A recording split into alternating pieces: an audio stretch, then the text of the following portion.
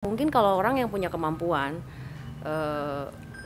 terus ditutup pada waktu kecil, terus itu akan muncul lagi di saat-saat tertentu, di umur-umur tertentu. Udah hanya cuma jump scare semata atau hantu semata, bukan hanya itu. Banyak hal yang membuat kalian merinding tanpa harus di jump scare. Karena sosok energi jahat itu akan masuk ke dalam ini, dia akan main pikiran kamu, dia akan memancing semua hal negatif yang ada di diri kamu.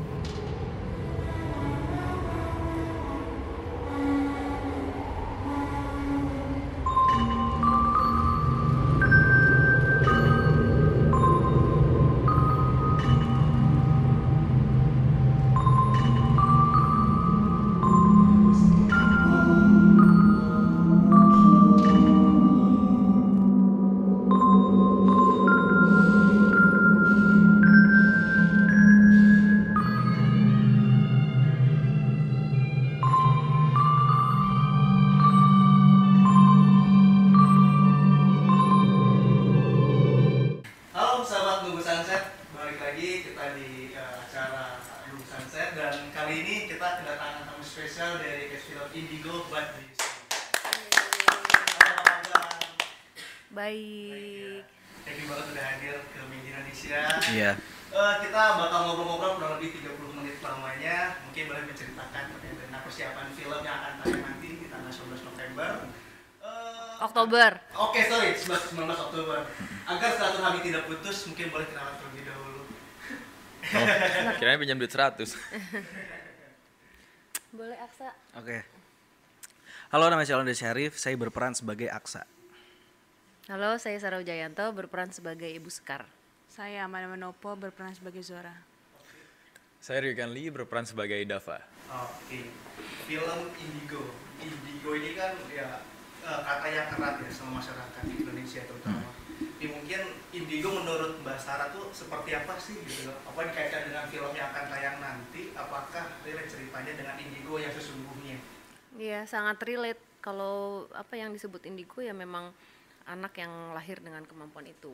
Nah, tapi indigo itu kadang-kadang orang tuh suka gini, suka kayak ngelihat hantu langsung gue indigo. Enggak gitu. Jadi anak ini memang lahir dengan kemampuan yang banyak sebenarnya, nggak hanya bisa melihat, dia bisa merasakan, dia bisa mendengar.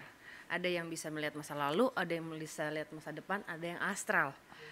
Dia bisa merasakan energi di sekitarnya dia, bukan hanya hantu yang dia rasakan tapi juga energi manusia. Jadi sebenarnya banyak lapisannya itu banyak sekali. Banyak kategori-kategorinya. Nah, dengan berjalannya waktu dan bertambahnya usia, nanti si anak itu akan memilih biasanya yang mana yang bisa diselaraskan sama dia. Karena anak indigo itu nggak gampang untuk bisa hidup normal, karena memang dia merasakan lebih apa yang biasa orang normal melihat, merasakan, mendengar tuh anak ini bisa terganggu. Nah, di film ini sangat relate, jadi mendapatkan pandangan dari sisi yang punya kemampuan, mendapatkan pandangan dari orang-orang terdekatnya. Gimana sih kalau misalnya di keluarga kita ada yang punya kemampuan seperti ini, kan nggak semua orang percaya. Iya. Gitu. Nah, berarti kalau Indigo itu udah pasti berawal dari anak-anak ya? Atau ada nggak? Dari lahir ya, dari lahir. Atau misalkan dari pas kecil dia nggak punya rasa seperti itu, tapi tiba-tiba pas udah dewasa, gue bisa ngeliat, gue bisa ngerasain. Itu mustahil ya di sini. Kalau misalnya muncul baru di umur tertentu ya bisa jadi, tapi belum tentu dia indigo. Jadi dari secara warna itu berbeda. Jadi setiap orang ini punya warna. Nah, setiap warna ini lain-lain gitu. Udah mulai merinding. Lagi kan. Nah, berarti di antara yang hadir di sini selain Mbak Sarah, dari pas kecil udah pernah merasakan atau bisa melihat gitu? Nggak ada sih, kita manusia normal ya kayaknya. Normal juga, tapi kan aku nggak bilang dengan normal, dia kan punya kelebihan yang dikasih sama Tuhan. Berarti itu termasuk kategori kelebihan berarti ya Mbak ya? Gitu itu apa? Misalkan ada yang aku tuh nggak mau sebenarnya bisa kayak gini gitu loh. Hal bukannya mereka inginkan kan sebenarnya. Iya, banyak. Kayak sampai hari ini kadang masih ada kayak penyesuaian terus sampai kapanpun. Jadi nggak gampang sebenarnya gimana caranya supaya bisa hidup normal. Kayak misalnya sekarang aku harus bisa fokus mendengarkan kita sedang melakukan kegiatan apa. Jadi nggak boleh ke distract sama mereka yang di dimensi lain. Karena mereka nggak akan berhenti untuk Mengganggu. Kalau nggak ngomong sama gue sih kan lu ngeliat gue gitu. Nah aku harus tahu caranya untuk bisa seperti gampangnya membuka dan menutup. Dan ini memang di film Indigo ini persis apa yang cerita dari sama Mbak Sarah kurang lebih ya, dan dari dilebihin ya. Nah ini kalau misalkan ngomongin Indigo ya, aku punya tetangga ya, anak-anak dia anak kecil usia 2 bulan 3 bulan, dia tuh nggak melihat tapi dia bisa merasakan ketika pas mau jam 6 sore atau jam 5 sore dia agak sensitif, pas seperti ada yang ngeliat atau dia melihatnya ada yang ini kakak-kakak itu orang dewasa kayak percaya nggak percaya sebenarnya, tapi itu kalau anak-anak nggak mungkin dibikin-bikin ya. Tergantung. Jadi kita bisa lihat misalnya kalau anak itu dari umur dia mulai bisa komunikasi tuh dari umur 2 sampai 5 tahun kan kadang semua anak tuh peka. Tapi nanti setelah lewat dari 5 tahun itu akan hilang. Jadi mesti dilihat dulu juga karena memang ada beberapa yang ada imaginary friends, ada yang memang benar-benar bisa melihat ada. Jadi nggak bisa langsung menilai ini A ini B gitu. Memang harus benar-benar dilihat dulu sampai sejauh mana apakah ini metafisik atau bukan gitu. Menarik banget sih ini, tentunya udah gak sabar buat segera menonton di tanggal 19 Oktober pastinya. Buat Ali nih, ini kan film perdana lu ya untuk film genre horor. Iya. Ketika ditawarin project ini, lu langsung mengiyakan gak sih? Atau lu perlu semedi terlebih dahulu nih buat mengiyakan banyak garap ke project ini? Betul semedi dulu. Semedi ya? Tapi gak sampai ada silaturahmi tidak putus, jam 100 enggak ya? Enggak. Minjem motor aja. Tapi nggak diisiin bensin. Ali. Iya. Iya. Offside ya? Mungkin gue nggak lama lagi ya kali ya untuk bisa tahu film Indigo ini kayak gimana. Gue baru baca sinopsisnya langsung oke, karena dari sinopsisnya ini memang bukan dari sinopsis sih, dari judulnya aja udah spesifik Indigo gitu. Pas gue lihat kalau judul udah oke, coba kita lihat sinopsisnya. Pas dilihat bagus ceritanya. Nah, udah dari situ oke lah langsung. Tapi nggak punya pengalaman sebelumnya kan, bisa ngeliat atau bisa merasakan. Kalau pengalaman bisa ngelihat sampai sekarang. Bener sih. Iya. Maksudnya melihat. Ya, tanda kutip. Kalau melihat yang sesuai dengan indigonya, enggak, belum pernah. Belum pernah. Tapi lu termasuk cowok yang takut nggak sih atau penasaran gitu sama hal-hal ini? Penasaran enggak, penakut juga enggak. Ya gimana ya? Ya udah gitu aja. Nah kalau Manda kan sering ya main film horor, cuman kan setelah vakum di dunia acting, ditawari main film Indigo, kan sama Ali juga udah sempet kenal lama ya. Terus pas tahu main film bareng sama Ali itu gimana Manda? Apakah sama Smedi juga dulu kita misalkan langsung dong gitu? Kalau buat aku sih, kalau kita nanya tentang masalah aku sama Ali sih, itu bukan masalah sih. Mau siapapun lawan mainnya juga pasti ya profesional aja. Tapi kalau untuk pengambilan film horor nggak ada sebenarnya, nggak ada apa. Untuk pendalaman karakter aja, gimana si Zora ini terbangunnya, aku harus bikin cerita backgroundnya dulu. Karena kalau film sudah diberikan skenario seperti ini udah tok. Mereka cuma menjelaskan Zora karakternya umur berapa, hobinya dia apa, ini segala macam. Tapi kan tidak diberikan secara detail. Zora lahir tahun berapa, Zora tanggalnya berapa, itu aku harus bikin karangan sendiri. Karena kan aku yang memerankan Zora. Gitu. Jadi itu aja sih. Terus aku kan memang nggak punya kemampuan lebih itu. Jadi mungkin ada beberapa kali aku cuma tanya sama ibu, gimana indigo tuh kayak gimana sih, apa sih yang dirasakan, mereka melihat bentuknya tuh seperti apa, ini segala macam. Karena kan orang ngelihat kayak mungkin kunti atau apa, mungkin kan beda-beda orang, beda-beda tipe kali kunti-kuntinya kan, kita juga nggak tahu. Indonesia mungkin beda sama di Malaysia kali ya. Ya mungkin hal-hal kayak gitu aja sih, jadi yang aku harus benar-benar tahu. Nah untuk sisanya memang aku yang membangun build si Zoranya. Tapi pada saat Manda memerankan film Indigo, Manda merasakan nggak sih, orang Indigo yang sebenarnya itu seperti ini gitu loh. Nah, Manda merasakan nggak ke arah situ? Sorry, kalau misalkan untuk masalah kayak gitu sih antara yakin gak yakin ya, karena kan memang orang indigo mungkin ada beberapa orang yang indigo yang mungkin dia ngomong cerita ini segala macam, tapi kan ada orang yang melebih-lebihkan. Jadi ya aku cuma iya aja gitu. Sebatas aku melihat nih gitu ya. Ya cukup tahu aja gitu, karena kan kita nggak tahu, karena kita kan nggak bisa ngelihat. Betul. Yang ngelihat kan cuma dia. Kan ada orang yang pura-pura jadi indigo untuk biar terlihat hebat atau apa gitu kan, banyak kan di luar sana. Nah, dari itu masalah ini, aku masuk yang penasaran deh terkait dengan indigo. Aku belum pernah merasakan, belum pernah melihat juga. Pas ketika Mbak Sarah merasakan indigo waktu pas kecil gitu ya, Mbak Sarah merasakan apa namanya, risih nggak sih gitu ya? Pas sampai kapan Mbak Sarah udah mulai, udah bisa berdamai nih dengan kondisi seperti ini gitu?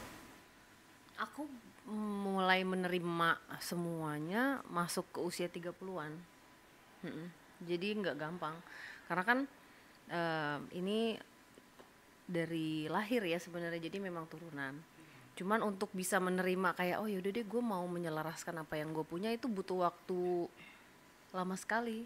30-an, 31, 32 itu baru oke, kayaknya ini saatnya untuk menerima, dan itu pun masih panjang perjalanannya.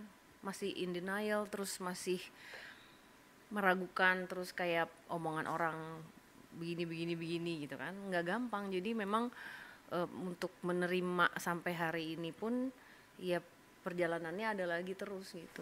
Mungkin juga Bapak merasakan pihak keluarga nggak mungkin kayak gini, kadang-kadang dilebihin kali ini, sempet mungkin kayak gitu ya? Enggak, justru keluarga semuanya kan kita kalau malam Selasa Kliwon, nah itu ada kalau orang Jawa tuh ada malam apa gitu, itu ngumpul. Jadi memang kita apa ya, emang karena nenek almarhum, ibu saya semua itu mempunyai gift juga dengan masing-masing spesialisasinya yang berbeda.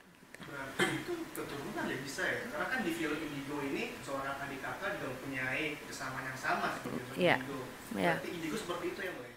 Bisa keturunan, tapi biasanya nggak selalu. Misalnya dari ibu anaknya indigo juga gitu, jadi kadang-kadang lengkap, jadi tergantung aja. Ini Ken, ini kan film kedua lo ya? Film kedua. Film pertama. Iya. Horor pertama. Gimana? Menjalani syuting selama film Indigo, gimana perasaan? Seneng, bisa apa ya, eksplor hal baru, mempelajari skill baru, terus suasana baru juga, ketemu sama teman-teman baru juga, banyak belajar, terus apa ya, ya selama syuting tuh asik-asik aja. Nggak sampai ketempelan kan? Kalau nggak salah kemarin sampai ketempelan. Iya, kalau itu kan, bukan film horor. kalau itu sebenarnya karena gue yang usil. Sekarang udah tahu ya. Udah tahu, jadi gue nyaman. Nah, kalau buat Manda kan lebih sering main sinetron ya sih. Pas ketika main film, apa yang membedakan sih, treatmentnya, terutama mungkin ini film dari horor gitu ya? Kinerjanya mungkin. Kinerja. Ya? Semua pekerjaan, mau sinetron, mau film, mau FTV apapun ya sebenarnya sama-sama aja. Cuma kinerjanya mungkin secara waktu. Kalau sinetron mau pagi sampai pagi hajar. Kalau film kan enggak, bukan kita yang benar-benar mengejar matahari. Kalau mataharinya udah selesai, kita udah nggak bisa syuting lagi, gitu. Terus sebuah emosi yang memang harus dipertahankan dengan sangat baik. Karena film kan layarnya besar. Kalau emosi kita putus di tengah gitu aja, nanti antara scene by scene-nya pas dipotong nggak enak. Jadi harus mempertahankan emosi. Jadi kalau nangis emang dari scene pertama sampai akhir ya nangisnya harus konsisten. Rasa yang harus dikasih juga harus konsisten. Kalau sinetron karena kita diuber-uber sama waktu ya mau gimana gitu. Tapi ya enjoy lah ya. Tapi enjoy, apapun itu pekerjaannya enjoy. Sekalipun ini film bergenre horor ya. Ada hal-hal yang apa namanya menakutkan sih pas syuting gitu. Ini udah pasti film horor ya. Dan teman-teman di sini kan kecuali Mbak Sarah belum punya kemampuan melihat makhluk astral. Apa yang teman-teman rasakan ketika pas syuting nih? Kalau syuting sih overall sih sebenarnya fine aja, kita nggak ada masalah karena kan kita juga izin ya. Kita izin, kita menghormati tempat yang ada di sana karena kan kita sebenarnya kita yang tamu. Jadi selama kita syuting sih baik-baik aja, nggak ada masalah. Mungkin kalau ada beberapa hal namanya perempuan, mungkin ada PMS atau apa, biasanya kan pasti ada lah ya hal-hal kayak gitu. Apalagi kan mungkin suasana syutingnya atau tempatnya kadang-kadang kan tempat yang bukan sering yang dipakai itu kan. Jadi ya ada beberapa hal yang mungkin memang agak sedikit mistis, mungkin nanti bisa lihat di behind the scenes dari Hitmaker aja sih. Mbak Sarah, Ya. teman-teman di sini sempat dibuka mata batinnya nggak sih pas proses syuting? Kalau misalnya saya bisa juga nggak akan mungkin dilakukan sih, karena itu bukan sesuatu hal yang apa ya, itu kan menyangkut hidupnya orang lain. Maksudnya aku itu apa ya, kayak aku aja menjalankan ini sekarang mau 44 tahun, mau ke 45 tahun masih belajar. Nggak segampang itu ya? Tanggung jawabnya besar. Dan kalau dibilang capek, capek. Kalau fisik capek, mentalnya juga capek. Jadi bener-bener nggak gampang untuk apa ya, kayak oh dibuka nih mata batinnya, bisa. Kalau misalnya dia nggak kuat gimana? Kalau misalnya orang itu kena mental gimana? Karena kan setiap hari, kalau misalnya pada saat kita melihat sesuatu, misalnya orang yang punya kemampuan itu, dia nggak akan bisa stop semuanya. Itu setiap hari tidur ditungguin, ada mendengar suara terus sepanjang hari gitu. Jadi bukan suatu hal yang kayak oh bisa nih dibuka mata batinnya hanya untuk melihat sekejap gitu, enggak. Dan emang misalnya kalau misalnya emang dibuka, mungkin kalau orang yang punya kemampuan terus ditutup pada waktu kecil, terus itu akan muncul lagi di saat-saat tertentu, di umur-umur tertentu. Dan misalnya dibukanya pun juga bukan nggak semudah itu. Jadi tergantung juga si anak ini bisa atau enggak, mau atau enggak gitu. Jadi prosesnya tuh bukan yang kayak gue buka lo ngelihat setan, enggak kayak gitu sih. Jadi apa ya, aku kadang-kadang kalau mendengar orang yang kayak oh dibuka nih gitu, enggak gitu lagi. Karena aku tahu capeknya kayak apa, beneran deh. Lo harus fit secara mental, lo harus fit secara fisik, iya. Jadi nggak coba sekedar oh gue pemberani nih pas dibuka. Ya, Karena sosok energi jahat itu akan masuk ke dalam ini. Dia akan main pikiran kamu, dia kamu menguasai pikiran kita. iya, dia akan memancing semua hal negatif yang ada di diri kamu. Nah ini kan di film ini juga menceritakan Manda pada saat kecil dia punya indigo, terus tiba-tiba dihilangkan kan ya. Dari sisi mental, dari sisi fisik itu sebenarnya bagus nggak sih pas ketika dia udah dewasa tiba-tiba dia bisa melihat lagi? Itu kan tergantung dari kemampuan orangnya mau dibuka apa enggak. Kalau di sini kan si Zora ini memang dia minta karena untuk menyelamatkan adiknya. Jadi mau nggak mau dia harus membuka mata batin itu, walaupun itu pasti berat buat dia dan dia masih bingung. Makanya nanti di film Indigo ini akan dijelaskan dan akan terjadi apa segala macamnya nanti ada. Tapi Ali sempat kepengen nggak sih ngomong sama Mbak Sarah gitu, udah pengen diet nih gitu penasaran? Enggak sih, enggak mungkin. Oh, gila. Enggak mungkin gue minta yang aneh-aneh. Hidup aja yang kita nggak bisa ngeliat yang aneh-aneh aja udah berat ya kan. Bener lagi. Apalagi tiba-tiba minta 100 ya, lebih berat ya. Lah jin minta 100. Gajah terbang. Ada kali bengkelnya kali ya. Aduh, Li, apa yang pernah lo rasain sama proses syuting? Yang gue rasain Ini kan film perdana horor ya. Pasti menarik sih buat seorang Aliando gitu kan main film perdana horor. yang pasti gue pertama kali dapat skripnya ini tantangan baru pastinya, dan belum pernah main film horor sebelumnya kan.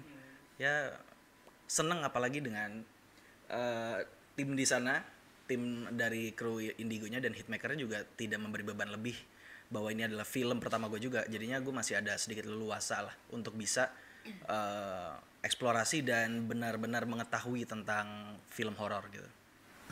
Kalau buat Riken nih, ilmu apa yang bisa lo serap nih pas dapat film Indigo gitu? Apa yang saya bisa didapetin?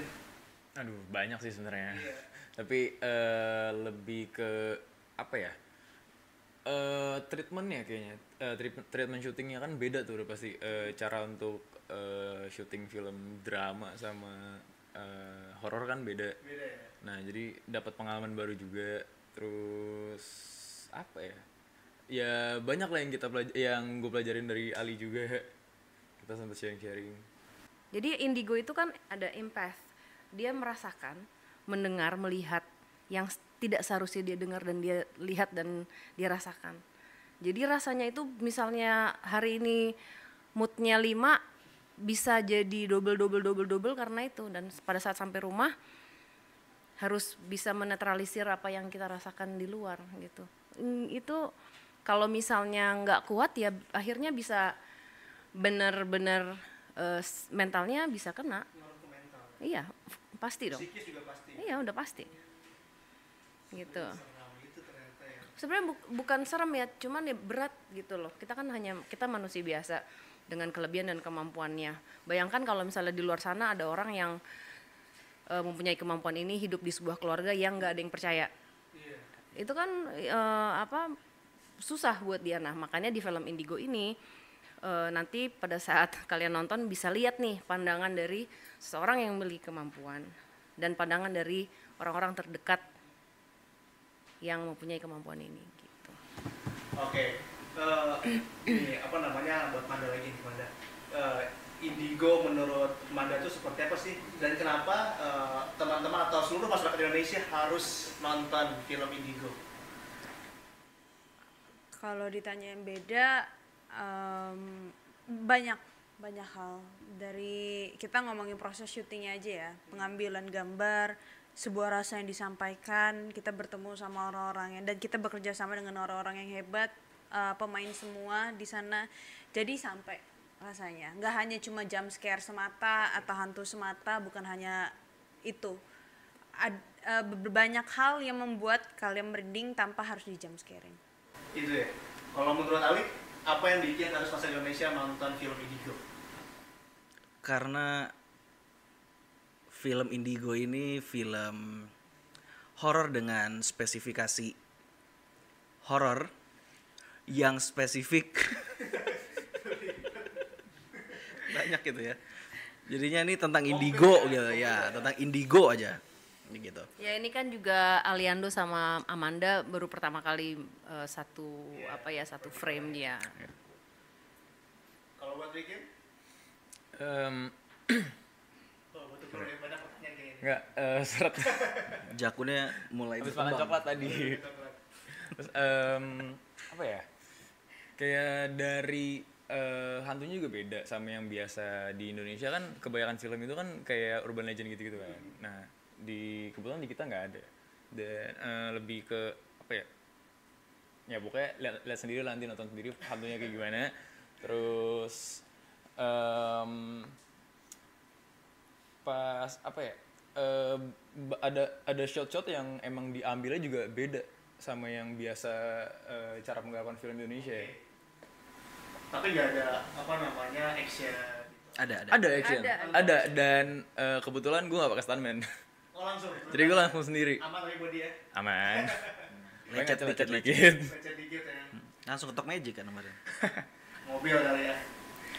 Kalau misalkan kita lihat ya film horor zaman dulu dengan film horor zaman sekarang nih, yang membedakan apa ya menurut Mas Sarah? Tempo pasti itu. Pastinya berubah drastis ya.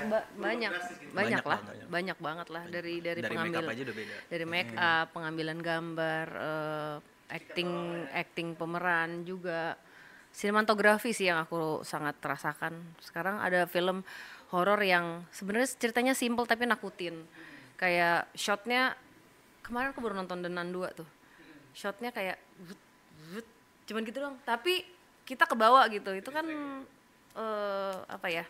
Ya improvement dari pengambilan gambar dari zaman dulu ke sekarang gitu. Tapi kalau dari sisi tingkat kehororannya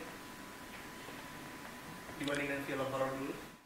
Kalau menurut gue film horor dulu itu tegangnya pertama dari lagu kali ya. Lagu itu pasti kencang banget suara itu. Ya, terus dengan karakteran juga